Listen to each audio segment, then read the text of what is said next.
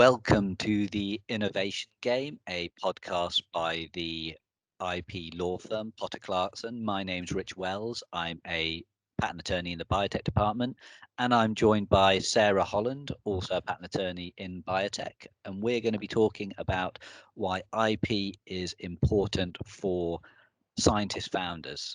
So, Sara, first off, what would you say a scientist founder is? So I think especially in fields such as biotech, synthetic biology, sustainability, there's lots of scientists, so academics, and they've got really good ideas and they want to set up their own companies. And I think historically, the scientists have moved to a more just science role, really. But now we're seeing a lot of the scientists actually wanting to run and continue running their companies. And I think a key part of this is understanding a bit about IP, because we need, scientists, founders need IP to secure funding, they need to protect their invention. But I know that the vast majority of academics don't know anything about IP. So if I just talk a little bit about my background, I did a PhD in molecular biology on yeast, looking at artificial chromosomes, and then I did 7 or 8 years postdoc, again using yeast to look at things like molecular biology, metal toxicity. And in all those, so basically I left the university when I was 33, and in all that time, nobody ever mentioned IP. Nobody ever thought or suggested to me about commercializing anything. It's just not in the culture. And I know there's the odd academic who's very commercially minded, but that's not very common. There are people within universities who are trying to educate academics, but I think most of them just don't think it applies to them. But I think most people go into research because they want to make a difference, whether that's, I don't know, a new therapeutics, they want to go and cure cancer, they want to help with climate change. And I know, because I was there, you think by publishing your research in a journal, somebody's going to pick up that research and run with it, turn your idea into a real world product and save the world. But the thing that's missing there is the fact that because you've published that research, it's probably very unlikely you're going to get any protectable IP.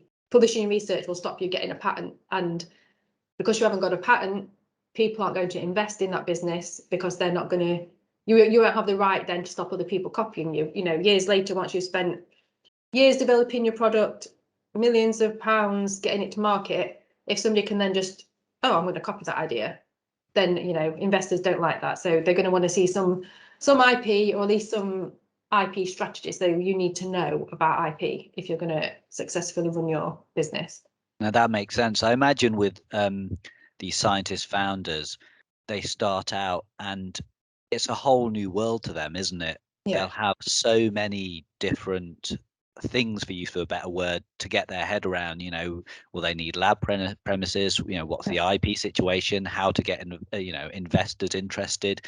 And it's quite a challenge for these multi-talented, well, they have to be individuals to kind of to make sure they're getting the right advice at the right stage and not misstepping. And I suppose that's why I say like a minimum amount of IP education is useful, but I suppose it just gets them to the level where they know what questions they should be asking, and to avoid the missteps, as you said earlier, of say publishing too early, which we can get on, maybe talk about a bit more detail later. And it's not just the hats that we see that the founders have to wear, like the IP and the legal side. They've got to know about HR, they've got to know about accountancy, it's also marketing, regulations, it's so many things. So it's not an easy job, but no, they need to spend a little bit of time thinking about their IP.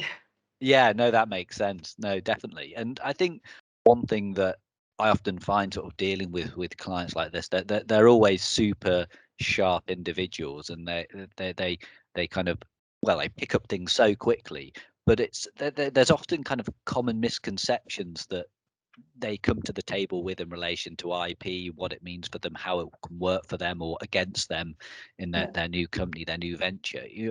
What's an example that you've come across of say a common misconception that sort of a scientist founder would have? Yeah. So one, that times when I've seen companies pitching and just in general conversations with them, and it's a common one that lots of people struggle with. It's the difference between patentability, so whether you can get a patent to protect your invention, and freedom to operate. Yes. So they Yeah. both involve patents, but they're looking at the different side angles of patents. So a patent, if you get a granted patent, it gives you a right to stop people doing whatever falls within the scope of your patent. So it's like building a fence around your garden. That is yours. You can do that, and you can stop people. No, sorry, you can't necessarily do that, but you can stop people coming into your garden. Yes. They're not allowed to come into your garden. But your next door neighbour might have got another patent, which I don't know if this analogy is going to work now or not, but they kind of build their fence around their protected space, which might involve some of it might overlap with your space. So going with a garden analogy, your neighbour might have got the right to put their fence into your garden a bit. So if you think about it, we've got all these patents, and they all overlap. So although you've got the right to stop people doing what you've got protected, you might not be able to do that yourself because your competitor might have got protection that runs into your space. So this is the freedom to operate issue. So if as a company you're wanting to do a certain act, make a product, run a service, you need to check to see if there are other people out there who've got patents that will prevent you from doing that, or patents that you would infringe if you do your act. And then it's up to you to make a commercial decision whether you decide to kind of ignore those patents and go ahead with your act, knowing that you're going to infringe them, but weighing up the likelihood of them actually coming after you, versus trying to seek a license. So that's freedom to operate. And then patentability, to get a patent, your invention needs to be new and inventive. So with that, we're judging your invention, or the patent examiners will judge your invention versus anything that's been made public before you filed your application. So the requirements for you to get a patent are one thing, and then whether you've got freedom to operate in view of other people's patents are a different thing, and you have to look at documents differently. I think that makes sense to me. I think particularly what you're saying earlier about, and I think the garden fence analogy was pretty good actually, but that often individuals think that if they can get a granted patent, so that's the patentability point, whether their invention is worthy of being granted a patent, will provide them with a kind of a shield, as it were, to stop other people alleging that what they're doing infringes another person, a third party's patent, other type of intellectual property. But yeah, it just doesn't. The way that I view patents, it's a sword and not a shield, and you kind of need to get both those things not necessarily covered off, but just an understanding of what you have as an entity and what your risks are. Particularly, I suppose, when you're talking to investors, because the investors will need to know, well, if they invest in you, have you got patent protection or the likelihood of getting patent protection, and does that mean that their investment is as safe as it can be from others copying? And in relation to the freedom to operate point, has this been considered at all, and what potential risks or actual risks are there for someone else coming along and saying, well, you can't do what you want to do commercially, and that puts the investors' money, I suppose, at risk. And I think it's not necessarily I don't know many companies that I work for who have kind of started at the scientist founder stage who necessarily have both these things completely bolted down. It's an ongoing thing to consider, isn't it? And but just an understanding of the distinction between patentability and freedom to operate, FTO is important. Just that is I agree, it's a very common misconception. And just because you might not have freedom to operate does not mean that you can't get a patent within that space. If you in biotech think about the fundamental patents that cover PCR, there have been so many other patents within that space to new arrangements of oligonucleotides and things like that. So those new PCR methods are patentable, but they perhaps wouldn't have freedom to operate in view of the original PCR patent. I think sometimes you can use patents that you don't necessarily have freedom to operate with to use for cross licensing with the people that do have the other patent. So there's lots of strategy involved in what you try and protect and what you don't try and protect.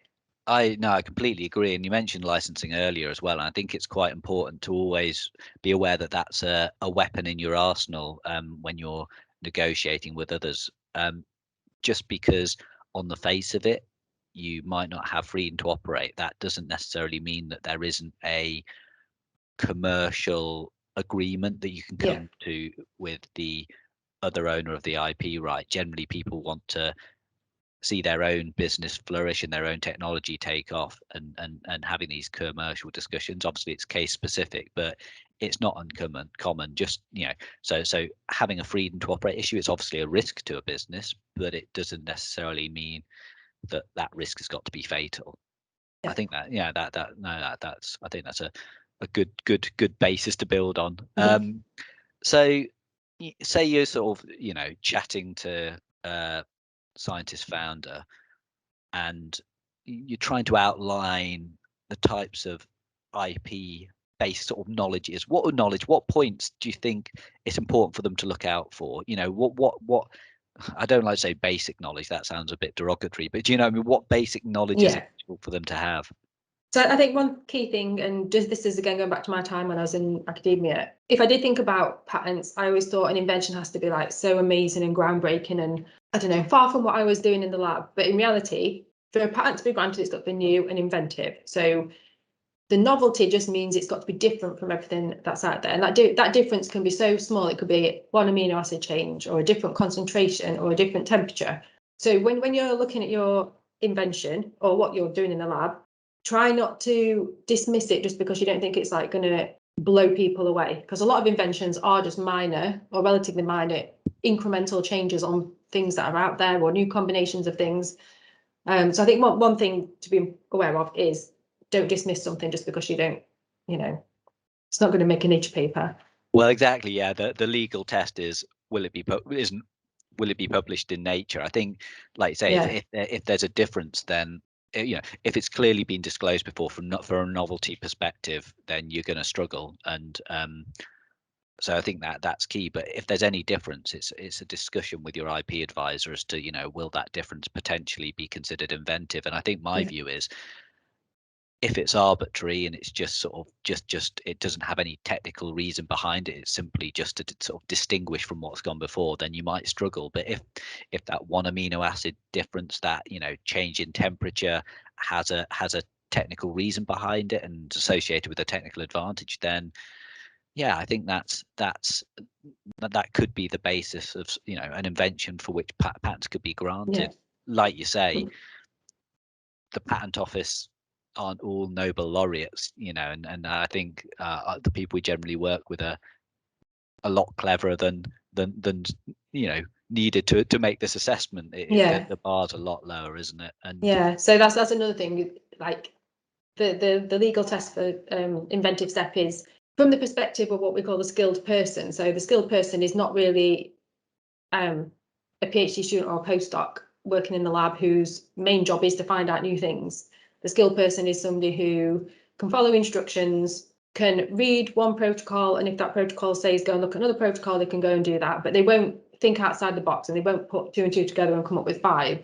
So that's just to say that if something is obvious to you, it's not necessarily obvious from the legal patent side.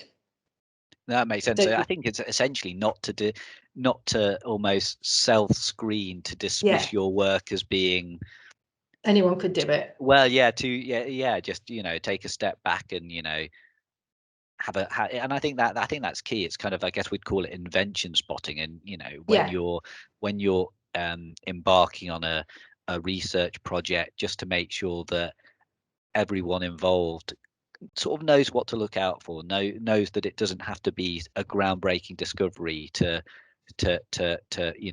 make you take a step back and go, well, could this be the source of intellectual property? Obviously, it's got to commercially support what you want to do, but if it does, then there's definitely a conversation to be had there. And I think sort of talking around that kind of invention spotting and sort of slotting it into almost research processes, you sort of talked about the importance of novelty and the invention not being disclosed. Obviously, that includes anything that's publicly disclosed, which the inventors, the scientists, founders own publications count for that, don't they? Definitely. That's something that you sometimes come across. This is something that's quite a big problem when we're working with academic institutes, because either the academics don't just don't know that their own publications are prior art. So they published something a year ago, and then your invention has to be new and inventive in view of that publication. So because there's obviously a pressure for academics to publish, we understand that, and it is possible to patent something and then publish it pretty much straight away. It's important you don't publish it before, and this is definitely a common mistake that we see. Even though we try and the tech transfer officers try, it somehow quite often slips through the net that academics will publish their research even while we're drafting a patent application. So it's sometimes even just a day or two too early. Yeah, and that day can be critical. Obviously, Yeah. Some countries are have grace periods where the inventor's own disclosures can't be used by a patent office for sort of attacking the novelty or inventive step, but they're few and far between. So you'll struggle maybe to get patent protection where you'd want if you even publish a day before.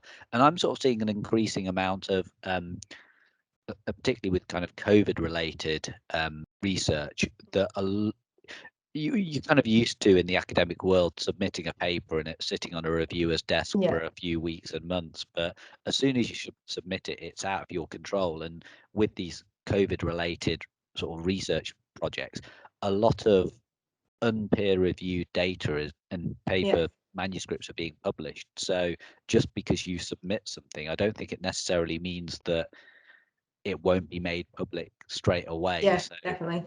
I think, my position would always be get a patent application on file even before you publish your manuscript, just out of an abundance of caution, because as you say, it can be critical if you miss that. And now we're talking about scientific manuscripts here, but obviously any kind of public disclosure can count against you, can't it?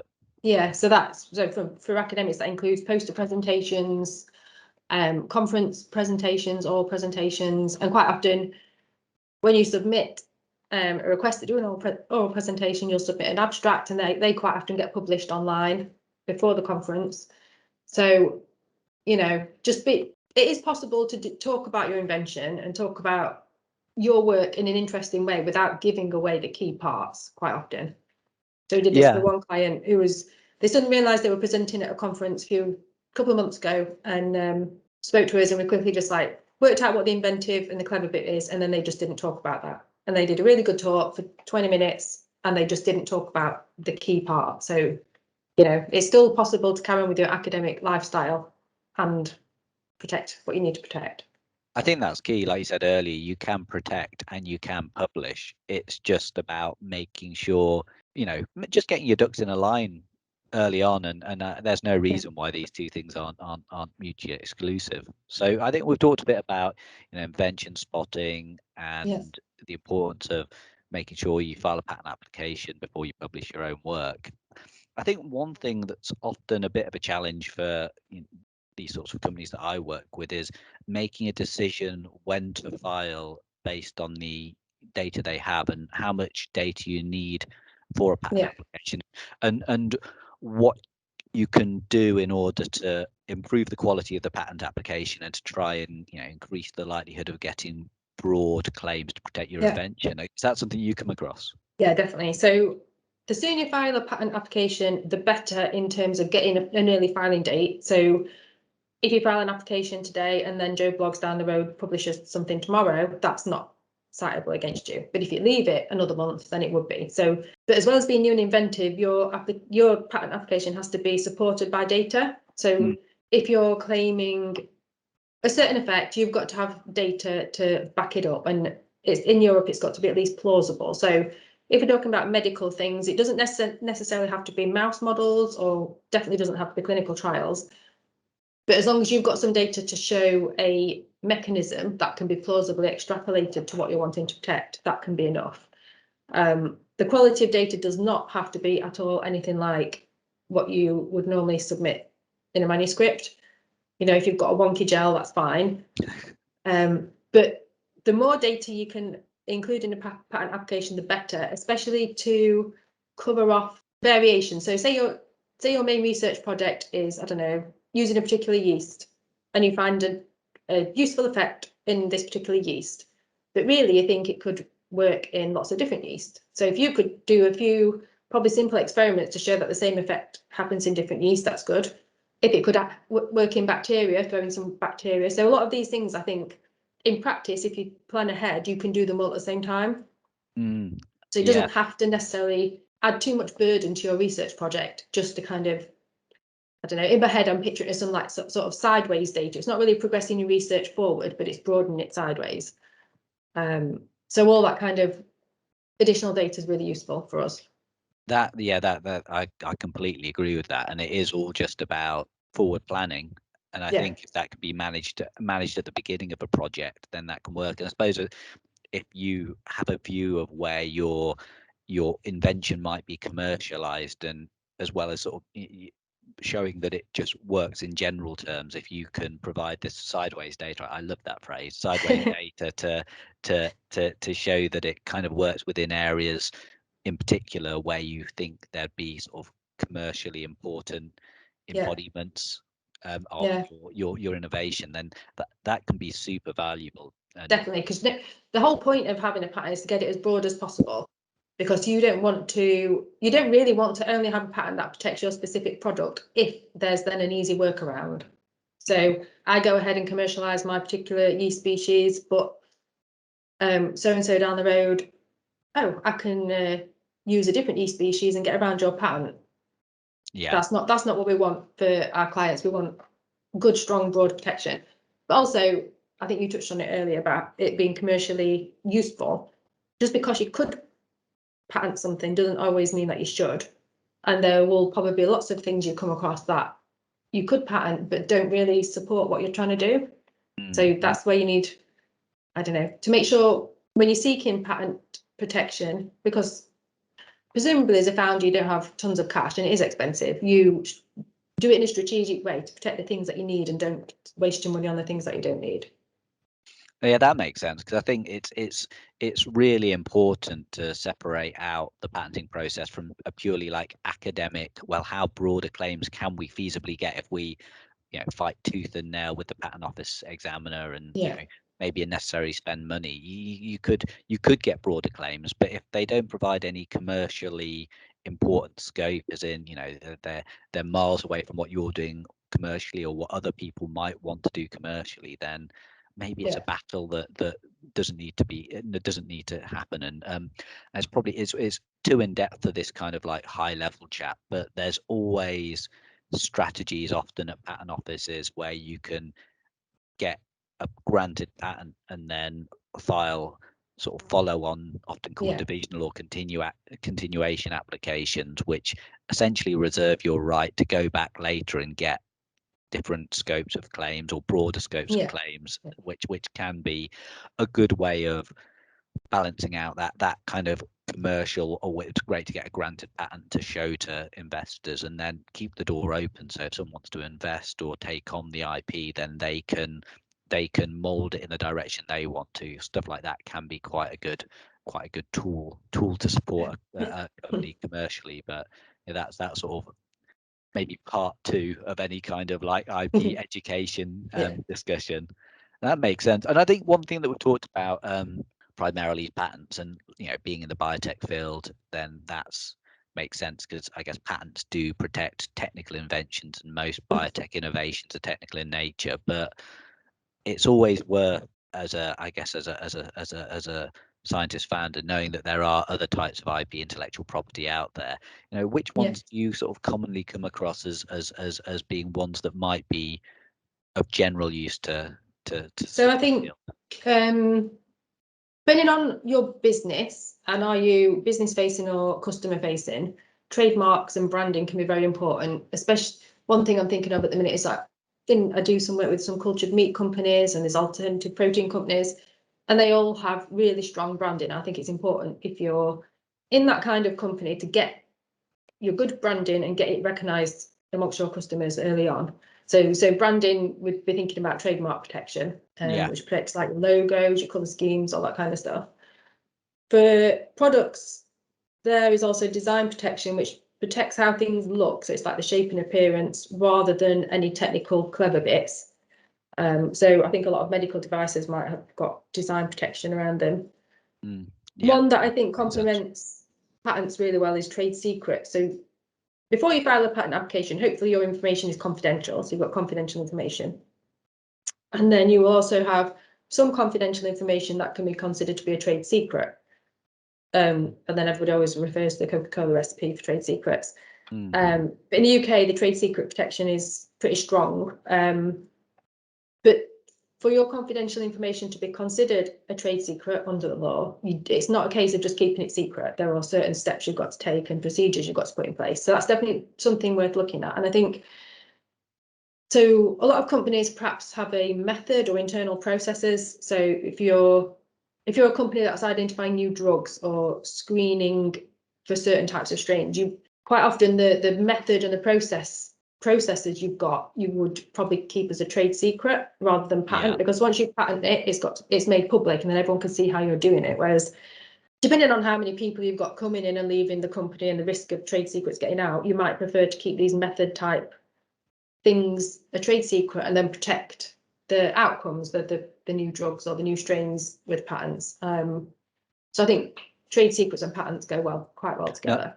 Yeah, I agree. They kind of they lock together to try and sort of almost provide all round protection for particularly an innovative company that is continuing to actively research. And I think it's worth noting as well that trade secrets, it's largely to do with internal processes, and while these should always be revisited, I guess it's, if they are set up and robust from the start, okay, there might be some cost associated with advice surrounding that, but then hopefully they should be largely self-sustaining. And I think it makes sense to make sure that that those sort of things are sorted out early doors to avoid any problems down the line. And definitely.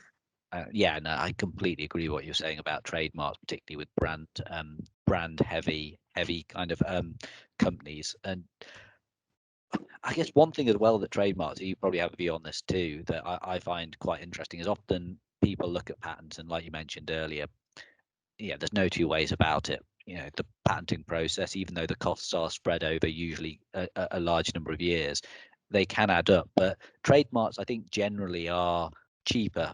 Yeah. So I guess it's always it's not just, I always say it's like a wedding. Everything seems to cost like £1,000 regardless of what it is. Each thing is £1,000. It's just a unit. But with these different types of IP, it's not like you'll be shelling out the same amount for every type of protection.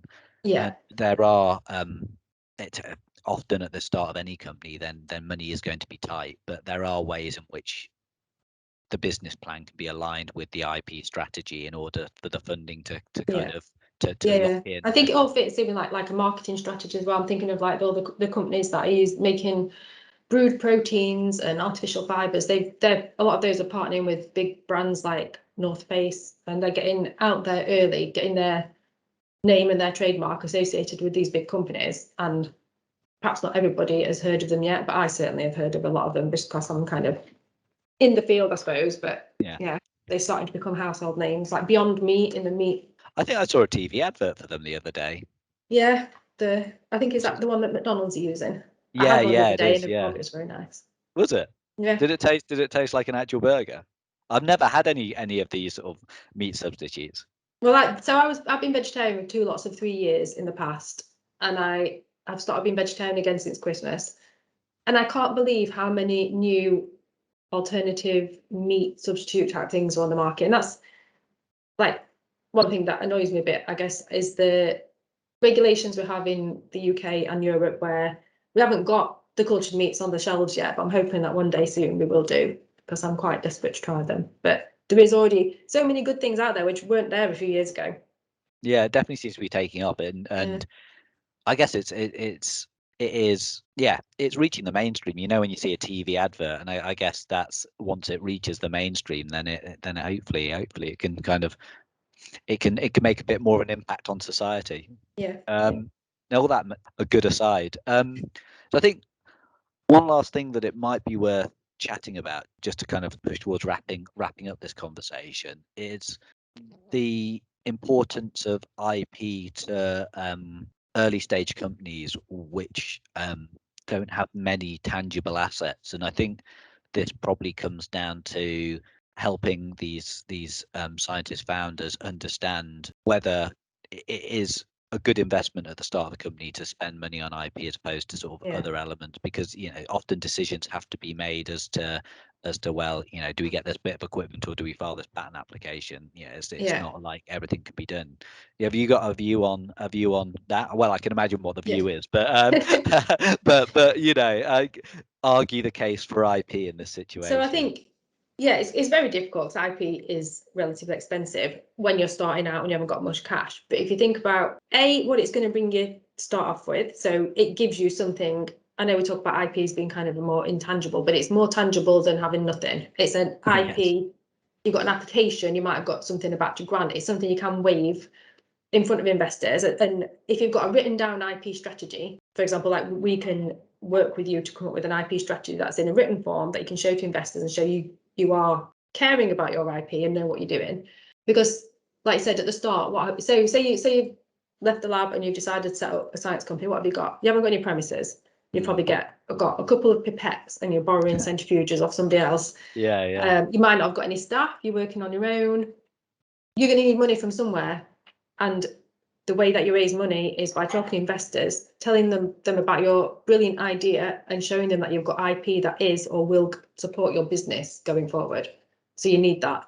And then think even like the company. So one of our clients recently got acquired by somebody for, I can't remember how many billions of dollars it was. And if you think about that company, they've got staff, but the key part of what made them so valuable is their IP rights to a certain type of antibody or whatever it was. So although at the start you think it's, oh God, it's a lot of money to spend on something that it's not like buying a new car that you can see. Yeah. It's a good investment and you need it. And you need, another thing I'll just say now is that not all patent applications are equal. And this is something that we find quite a lot. You can pay for a cheap and nasty application and you'll get a cheap and nasty application, which might serve your purpose in the short term, but long term, we do due diligence on behalf of investors who are wanting to or thinking about investing in a company. And sometimes the IP just does not cover or will not be able to cover what it needs to cover. So you need to make sure if you're spending your money early on, you're spending it on attorneys that really understand your invention and are understanding of the commercial aims, so they know what you need to get from this long term. I think so, because I guess the key point that comes out of what you've said is the IP will live with basically for the lifetime of your more or less the lifetime of your idea in one form or another. So any investment will probably be based on the IP rather than the fact that you've got lab space or anything like that. That's going to change. Yeah. And without that IP there, anyone investing or looking to help you develop your idea, they just don't have any certainty that their money would be safe from others copying it and essentially undercutting you. Yeah. No, that's great. So I think that's not a bad overview of what a scientist founder should be looking out for from the IP perspective. But what 3 points should a listener take home from the discussion we've had? So I suppose one, for the perhaps person who's still in academia thinking, I've got this really good idea and somebody somewhere will turn it into a product that's going to cure cancer. They won't do that if you're just going to publish it. You need to think about protecting your IP. So you need to go and talk to your tech transfer office. And at least if you decide to publish without filing an application, make it a considered decision. It's not just something you've just done and then regret later. Another point, once you've set up your business and you say it's you and you've got a couple of scientists working with you, and you've got some other people in the firm, make sure they all know at least the basics of they need to know the basics of patent protection. So the people on the front line who are doing the actual research know the kind of things to look out for, and make sure they know your overall business plan and the kind of things you want them to look out for. I also think it's useful for them to know who your competitors are, because to my mind, if you come up with an invention that can, and this is just business, so if you come up with an invention that can screw over one of your competitors, then it's something you want to think about. Yeah, no, it makes sense. So so it's not just you as the founder who will be leading the company. It's everybody needs to have some aware. And then especially when we get into things like trade secrets, there are certain people that need to know what is a trade secret so they don't go and tell somebody else. Yeah. No, And then definitely. another point is when you do engage a patent attorney, which, you know, it's never too early to talk to somebody. We are here to look after you, and we know that early on you A, perhaps don't know much about IP, B, you've got no time because you're doing 500 million other things.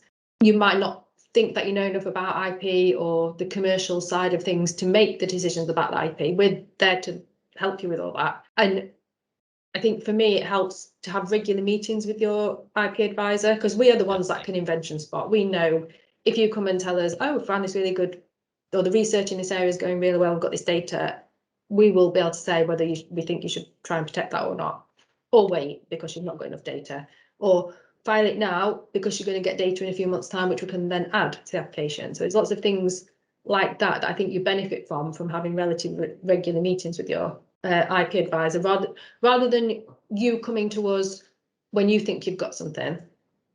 We can tell you when we think you've got something. I find that those chats on the periphery of other meetings where you kind of something that seems incidental gets said about a commercial goal or a competitor or this, that, and the other, they're often the most valuable points, the things that no one really thought was important until it was said out loud. Always.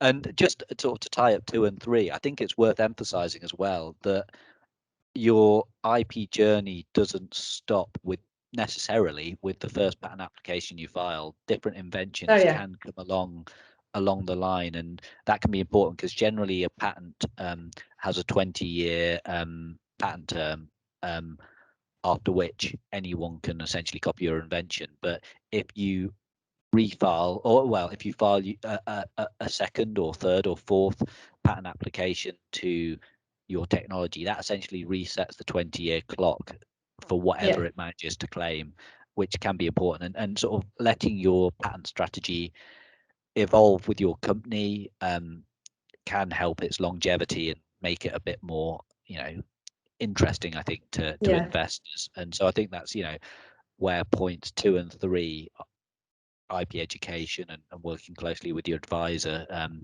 they are key, and that they kind of tie together just to help revisiting what innovation's going on within your company and what IP, if any, can come out with it. Because like thinking of a longer term plan, we need to know what you're planning on doing in a year, 2, 3 years time, science wise, because that will inform whether or not we try and include certain things in an earlier filing or not, or whether we don't mention them so we can protect them later once you've got data. Sometimes it's a toss up between cramming a lot of things into an early application, knowing that you're probably not going to get the data, but then it kind of burns the field for the people, because then your application becomes prior art for competitors, or holding some things back because you're probably going to get some data on it, and we'll file that separately later. And that can reset the clock, and that can be super valuable. Sometimes an extra year, even an extra few days, can be very valuable if you've got an extra bit of patent term. No, that was great. That was a great chat, Sarah. Thank you very much. And I hope you enjoyed listening. Thanks for your time.